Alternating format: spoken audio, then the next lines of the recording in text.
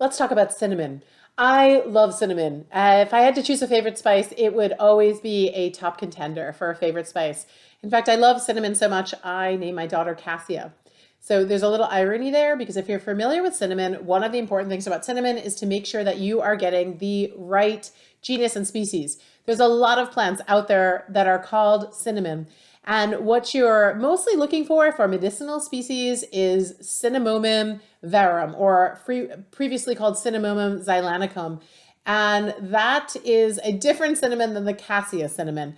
So they all taste cinnamony. And a lot of what you're tasting when you have that really bold, spicy cinnamon is cassia cinnamon, which is fine for cooking, but less medicinal because of the coumarins. With the cassia cinnamons, then you don't really want to be taking them all the time because of the coumarin levels in the cinnamon. What you really want to be doing is to take the cassia cinnamon. So, no, sorry, to take the cinnamomum cinnamon. So I'm going to confuse you. So here's, this is from Mountain Rose. This is a sweet cinnamon powder. And you can see Cinnamomum verum and sweet cinnamon powder. This is the medicinal species that I would tend to use if I'm going to be cooking. So this is going to be a little bit more expensive. If it doesn't say that it's Cinnamomum verum or true cinnamon or Sri Lankan cinnamon or something like that, then it's not. It's cassia cinnamon. So especially if it's like Latin American cinnamon or so on, it's not usually this species.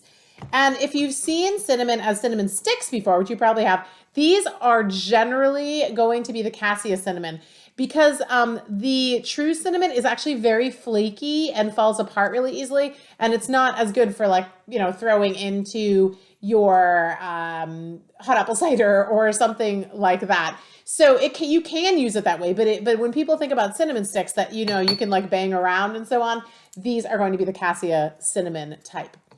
So cinnamon, I mean, there's endless ways to use cinnamon. There's so much wonderful medicinal information, so many applications. You know, I like to think of cinnamon as one of my favorite carminatives, so really supportive for digestive distress and digestive upset, even on an ongoing basis. I'm going to share with you one of my favorite recipes for that in a little bit, and it's just fantastic the how medicinal cinnamon can be in that way.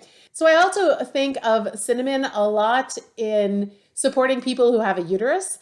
The people who have a uterus often can have like boggy, cold cycles, or things can, you know, feel just like very heavy before they actually start bleeding. And so by using cinnamon, it can be warming and very moving, and that can be a wonderful way to move things along. So I love cinnamon in that way as a little bit of a gentle emmenagogue. So that's helpful if you have a uterus and you experience things like that. One of the best ways that it's used contemporarily is to support a healthy blood sugar balance.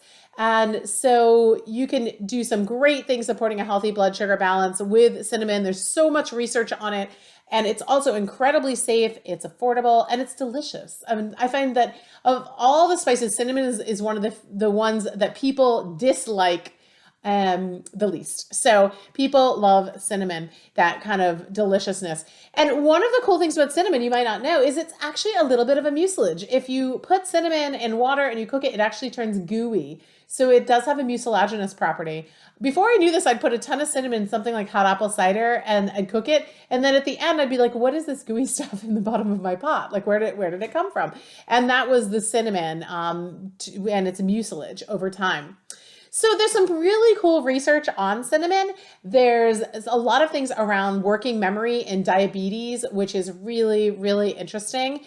So if you have impaired memory function, especially if you find that you get a little bit of brain foggy after eating, or if you're pre-diabetic, cinnamon has been shown in certain studies to be very helpful in working memory that's impaired in pre-diabetics. There's also a great blood sugar stabilization effect of cinnamon. There's a lot of research around looking at cinnamon and people who have labile blood sugar or their hemoglobin A1C levels are not optimal, which that kind of is like a broader snapshot of how steady your blood sugar levels are. So people who have taken cinnamon, even just a gram a day, which again is a pretty small amount, you know, super easy to take a gram, just sprinkle that on any of your food. then you can definitely be using cinnamon in that way. And people have found that to be incredibly helpful for stabilizing or improving hemoglobin A1C levels. There's also some interesting cinnamon research for people who aren't pre-diabetic, who just find that after eating, they feel tired or they feel sluggish. Cinnamon can be a great accompaniment in your meals when you do that. So how to use cinnamon? Most of you probably already know how to use cinnamon. It's great in all sorts of sweet dishes and in all sorts of savory dishes. It's easy to sprinkle it on top. If anything ever calls for like a quarter teaspoon of cinnamon, just disregard that entirely. I don't even know if I've ever measured cinnamon. I usually like the container I have it in has the shaker on one side and the big opening on the other, and I just dump it in usually with the big opening because there's just so much to love about cinnamon. And I find, there's a lot of delicious things that you can have. So over those gingerbread pancakes I mentioned, we sauteed a lot of really cinnamony apples, super cinnamony apples, and put those on top of those pancakes, and they were absolutely delicious.